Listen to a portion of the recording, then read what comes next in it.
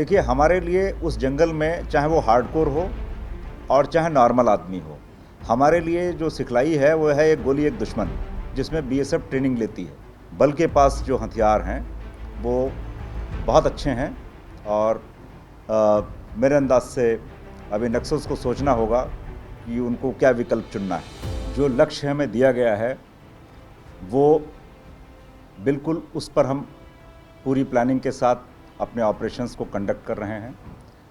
Technology driven hard int based operations, जो joint operations हमारे हैं उड़ीसा पुलिस के साथ में, एसओजी डीवीएफ के साथ में, उन सब का एक ही लक्ष्य है, जो भी नक्सल एक्टिविटीज़ हैं उनका पूरी तरीके से सफाया करना। और इसमें जो हमारी डिप्लॉयमेंट अभी रीडिप्लॉयमेंट हुई है उसमें जो भी हमको ऑपरेशंस कंडक्ट कर रहे हैं वो सब मीनिंगफुल ऑपरेशंस हैं। और आपको रिज़ल्ट तो चूँकि आप मीडिया से ताल्लुक़ रखते हैं, आपको रिज़ल्ट तो पता ही है कि कितनी भारी तादाद में इस तरीके से डिस्ट्रेसिंग सिग्नल उनके मिल रहे हैं कि हम आना चाहते हैं, सरेंडर करना चाहते हैं। तो जितनी गतिविधियां सरकार कर रही है उन सब का ध्येय भी इन जो भटके हुए लोग हैं इनको मुख्य धारा में ही लाने का है। तो मैं पूरी तरीके से आश्वस्त हूँ। सीमा सुरक्षा बल और उड़ीसा पुलिस का जो संयुक्त अभियान है, बाकी बल भी ऑपरेट कर रहे हैं, केंद्रीय रिजर्व पुलिस बल है, इस तरीके से जो सभी का संयुक्त अभियान है वो जो स्ट्रेटजिक डायरेक्शन है 31 मार्च 2026 उसको पूरी तरीके से उसके अंतर्गत उसके अंदर इसको समाप्त करना ही ध्येय है और उसी को लेकर हमारे ऑपरेशंस जो हैं वो टारगेटेड हैं। डिप्लॉयमेंट बहुत सघन है हमारा और जो एरिया के ऊपर तो चीज़ मुनस्सर करती ही है, बट जब आपके पास इंटेलिजेंस हो तो ये दूरी कम हो जाती है। तो आज का जो इस वक्त युग है ये इसमें टेक्नोलॉजी का समावेश है। बहुत चंद एक लम्हों में पता चल जाता है कहाँ पर क्या है। और जब आपकी सुशासन की नीति हो, जब आप इस पर फोकस करें कि डेवलपमेंट हो, गाँव में स्कूल हैं, हेल्थ फैसिलिटीज़ बढ़ी हैं, जो ट्राइबल बच्चे हैं उनके एक्सचेंज प्रोग्राम्स हैं, तो हर तरीके से सरकार, पुलिस, सीमा सुरक्षा बल और बाकी केंद्रीय पुलिस बल जब उस ध्येय को लेकर आगे बढ़ रहे हैं और आज का व्यक्ति यही चाहता है कि उसका विकास हो, उसकी इनकम बढ़े, बच्चों की शिक्षा हो, स्वस्थ रहें, तो इन सब चीज़ों के ऊपर जो सरकार का ध्यान है वो पूरा है। और मुझे लगता है कि जो इलाका आप देख रहे हैं वो मुझे उतना बड़ा नहीं दिख रहा है।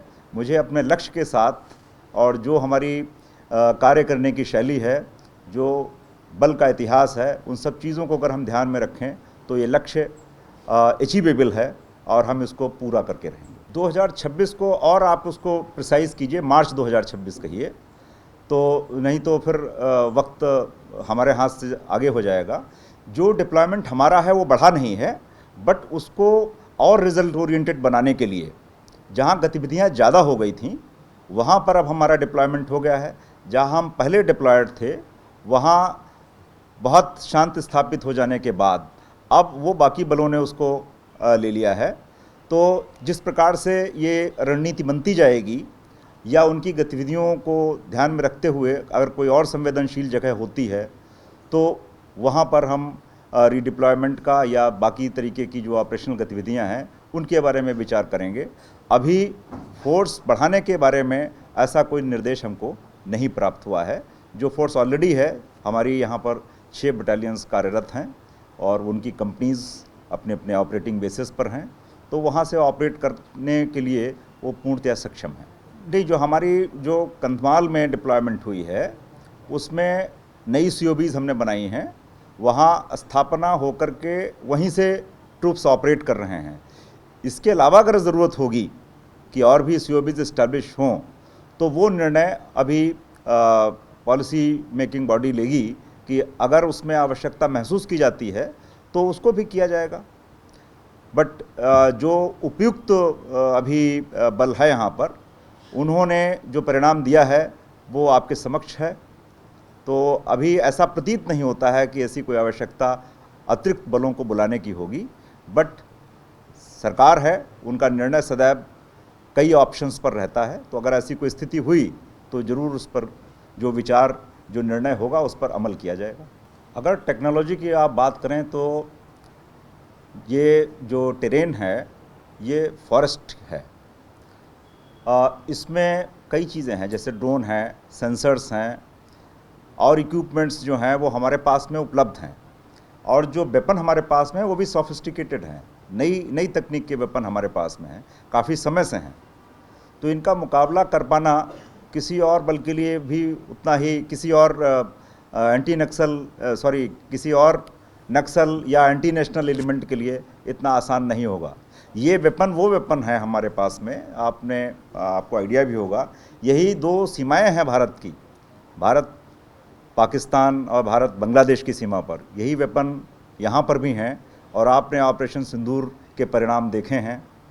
तो इस पर मैं और ज़्यादा कुछ ना कहते हुए ये कहूँगा कि बल के पास जो हथियार हैं वो बहुत अच्छे हैं, और मेरे अंदाज से अभी नक्सल्स को सोचना होगा कि उनको क्या विकल्प चुनना है। जो आप जिसकी बात कर रहे हैं, या तो उसके ऊपर थोड़ा सा स्पष्टता और दें, अदरवाइज़ टेक्नोलॉजी पर्याप्त अकेले में नहीं होती। टेक्नोलॉजी, टैक्टिक्स, इंटेलिजेंस, ये कई चीज़ों का मिश्रण है जब आप ऑपरेशंस में जाते हैं। तो अगर आपको एक विशेष सूचना है तो फिर ये जो चीज़ें उपलब्ध हमारे पास में वो पर्याप्त हैं। किसी भी संगठित दल को शून्य करने के लिए ये बल और इसके प्रहरी सक्षम हैं। अभी कुछ एक जो हमें सूचनाएं मिलती हैं, जो गोपनीय सूचनाएं मिलती हैं, उनमें लीडर्स के नाम भी हैं और उनके लोकेशंस, सस्पेक्टेड प्लेसेस का भी जिक्र है। तो उसको इस वक्त कहना बहुत उचित नहीं होगा, बट जितने भी ऑपरेशंस हैं उनके मूवमेंट को ध्यान में रखते हुए वो अंजाम दिए जा रहे हैं। We are inducted purely for anti-Naxal operations and have been continuing since 2010. The mission is getting closer and closer, and the date 31st March 2026 will probably, before that we will last nail in the coffin, and thereafter as the government feels regarding our further utility, that would be a direction from the government which we would comply as a true soldier. This time, this is the 17th Tribal Youth Exchange Program in area of Malkangiri. This has again been given to us, and we are coordinating for conducting it. I think some decision would have been taken in past to discontinue or to give to another force, but it has again been given to us because of our deployment in that area. तो 17th program again we are conducting during this financial year. ये एक सरकारी निर्णय है, और निर्णय आपको पता है, धन भी बढ़ा है। तो अगर आप इसको न्यूट्रल होकर के भी देखें तो जिसके प्रॉस्पेक्ट्स जहाँ बेहतर हैं, जहाँ मॉनेटरी बेनिफिट्स ज़्यादा हैं, given two options, probably they will choose this state. और ये चूज़ करते हैं तो हमारे पुलिस स्टेशंस हैं, हमारे अपने कैंप्स हैं। तो जहाँ कहीं पर भी कोई सूचना इस प्रकार की आती है तो वी विल फैसिलिटेट जो भी सरेंडर करना चाहते हैं। तो ये तो अब उनके ऊपर मुनस्सर है। हमारा ध्येय है कि हम आपको बेहतर दे रहे हैं, तो आप चुनें इस राज्य को। तो एक पॉलिसी डिसीज़न हुआ है और इस पर बहुत डिलिब्रेशंस होने के बाद ये निर्णय हुआ है। तो मुझे लगता है कि किसी न किसी तरीके से ज़रूर उन्हें आकर्षित करेगा। ऑपरेशंस तो हो ही रहे हैं, तो सरकार दोनों मोर्चों पर तैयार है। नक्सल की गतिविधि जो है वो छोटे छोटे ग्रुप्स में है, कोई 4 का 5 का। जैसे आदमी हताश होता है और फिर सोचता है कि चलो हम जहाँ कहीं पहले जाते थे, कोशिश करता है कि हम अपने आप को रीग्रुप कर सकें, या हमारा लॉजिस्टिक्स ख़त्म हो गया है, जंगल में तो है नहीं दवाई, खाना भी नहीं है, तो आपको कहाँ बेस्ड रहना पड़ेगा, जो विलेजेस हैं उनके ऊपर रहना पड़ेगा। तो एक तो आपकी हो गई लॉजिस्टिक रिक्वायरमेंट, हेल्थ कंडीशंस भी, पीएफ मलेरिया भी होता है जंगल में, तो वो सब चीज़ें हैं। तो इस तरीके से वो जो छोटे छोटे ग्रुप्स में हैं, वो ये भी है इस तलाश में भी कि हम किसी माध्यम से अपनी बात आगे कहकर अगर हम सरेंडर भी करना चाहें तो भी तो कम्युनिकेशन करना पड़ेगा। तो ये वो जो हैं हल्के जो मूवमेंट्स आपको पता चल रहे हैं, ये वो हैं। और बाकी सुरक्षा बल सतर्क डिप्लॉयड हैं, तो ऐसी कोई हमको खबर मिलने पर दोनों ही तरीके की कार्रवाइयों के लिए हम तैयार हैं। देखिए, हमारे लिए उस जंगल में चाहे वो हार्डकोर हो और चाहे नॉर्मल आदमी हो, हमारे लिए जो सिखलाई है वो है एक गोली एक दुश्मन, जिसमें बीएसएफ ट्रेनिंग लेती है। तो वो हल्का फुल्का है या वो है जो हमको उसमें अपनाना है, जो हमारी टैक्टिकल ड्रिल है वो हमने अप्लाई करनी है उसके ऊपर। तो हम डील करते हैं, हम पूरी तैयारी के साथ जाते हैं ये मान करके कि हमको हार्डकोर ही मिलेगा। ये ब्रीफिंग है एक कमांडर की अपने ट्रुप्स के लिए। तो उस हिसाब से वो अपने साजो सामान के साथ सुसज्जित होकर मैदान में उतरता है। अब वो आप देख लें कि हार्डकोर हैं या कैसे हैं, वो मौके पर ही पता चल पाएगा। सीमा प्रहरी तैयार है।